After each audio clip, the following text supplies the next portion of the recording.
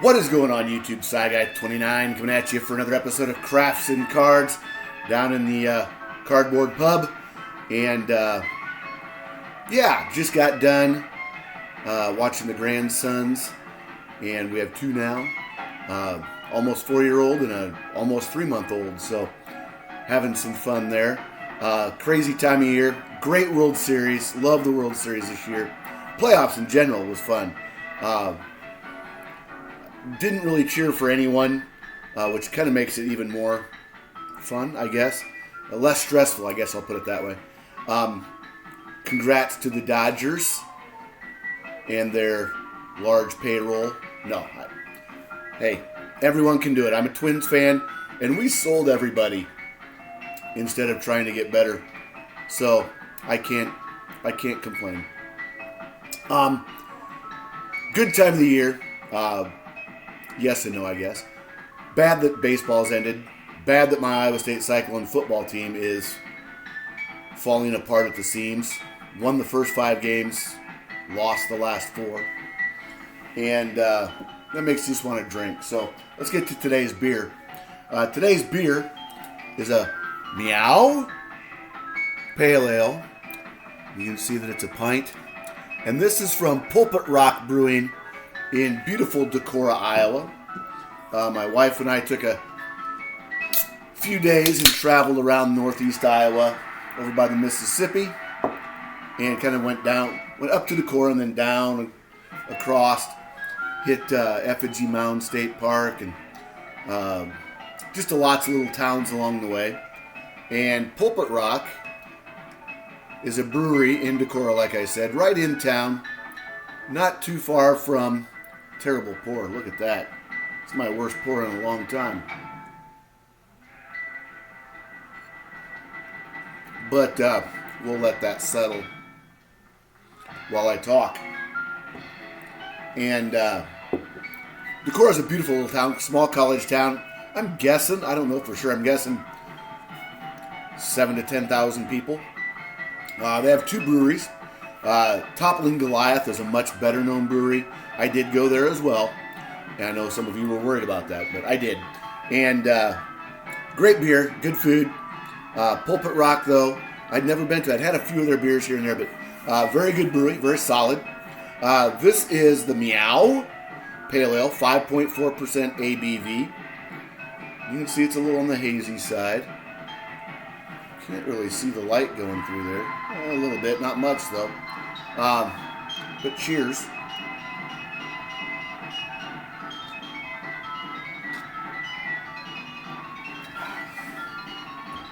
Very tasty stuff. A little fruitier than most pale ales, I gotta be honest. But a very good, smooth, easy drinking pale ale. Now we're 3 minutes in and I haven't got to the cards yet. You don't want to see me drink beer and listen to me ramble. The good parts. I said the bad. Baseball's over. Cyclone football. Positives. Cyclone basketball. Opened last night with a almost 50 point win over Farley Dickinson. I don't know. Anyway, got tickets again this year. Enjoyed watching them very much, and they're probably not going to be quite as strong as they have been the last 2 or 3 years, but still have a pretty solid squad. Looking forward to another NCAA tournament. Fingers crossed. Let's get to the cards. Enough about me. Mixture of cards today. We're going to start off with some work for the 55 Bowman set, and I've got several here. A couple Hall of Famers. Going to start with this beautifully rounded corner, Whitey Ford.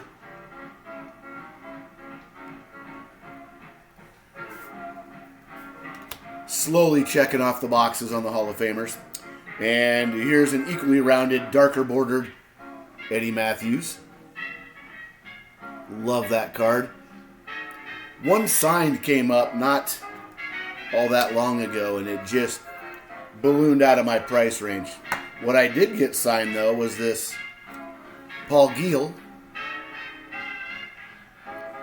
It's kind of hard to see it right across his chest in ballpoint pen. That is signed. Here we have Whitey Lockman. Wow, the penny sleeve is really brutal there. That's a little better. Follow that up with manager Charlie Grimm. Milwaukee Braves. Sticking with the Braves, we have pitcher Bob Buell.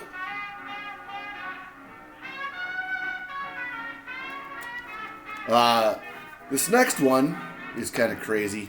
The card's not crazy. Fun story to go along with it. This is Frank Thomas.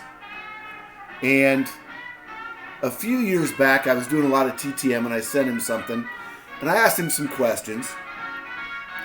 And at the time I was leaving my phone number, my address, my email address, all that. I was putting it on all my correspondence with people that I was sending to. And I was downstairs one day sorting some cards, and my wife came down. She's like, "You got a phone call from some guy in Pennsylvania or Florida, or he was just talking. I'm not sure who it is." So I get on the phone, and it was none other than Frank Thomas. He called me because he had some questions about my questions, and I need to dig that sheet out, and hopefully I can still find it. We talked for about a half hour.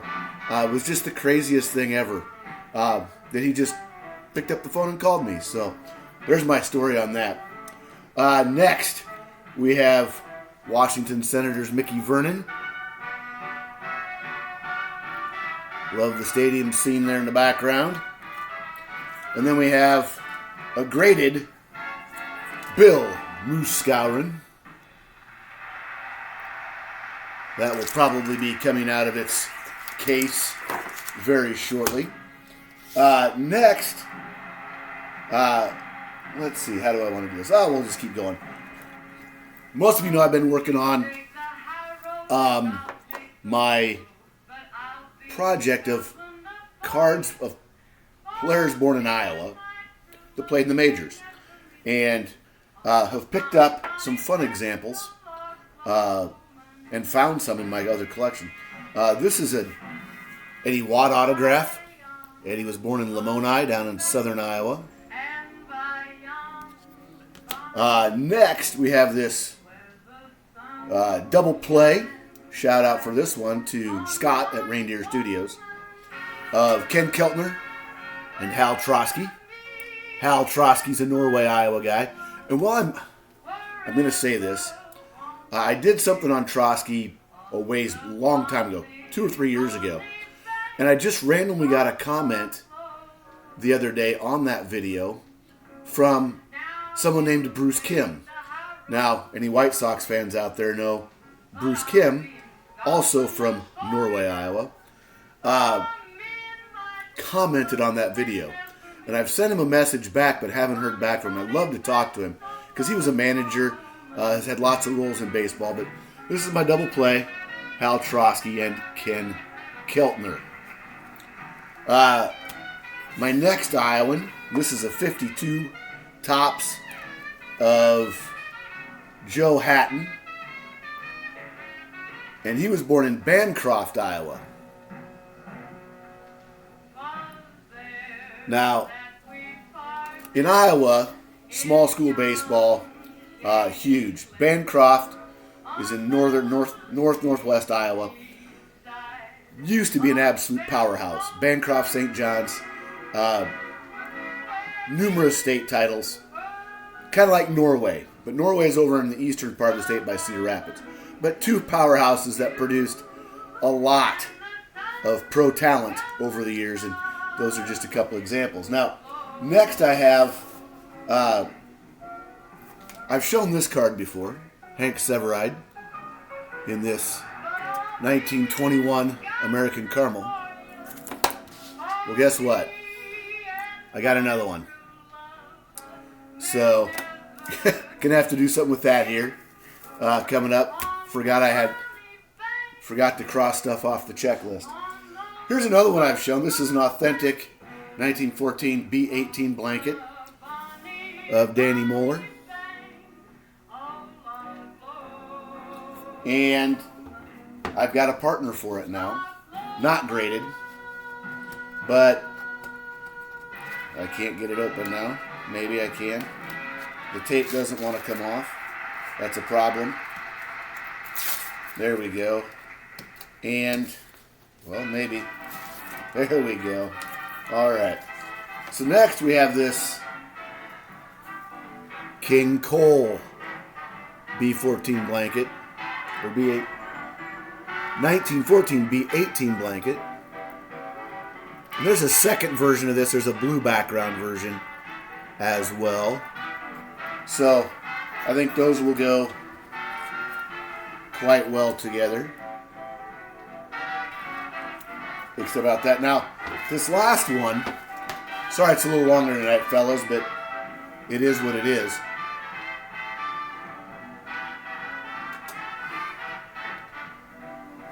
But you can see I've got something large, and you can see that it's got some blemishes. But this is I believe it's a 34 or 35 Butterfinger of Earl Whitehill. Was very excited. I've seen these. Finally found one that fit what I was looking for. It's got a notch right here. Kind of get that. But I love the picture, love the look, and was excited to pick that one up. So the pre-war collection continues to grow, and I'm excited about that. Just about have the man cave redone, moved some things around, readjusted, reshelved some things. So hopefully within the next couple of weeks I'll get that up. I have an exciting win from a Facebook group coming in, so I'm excited about that as well. So until next time, remember, collect what you love what you collect. Cheers.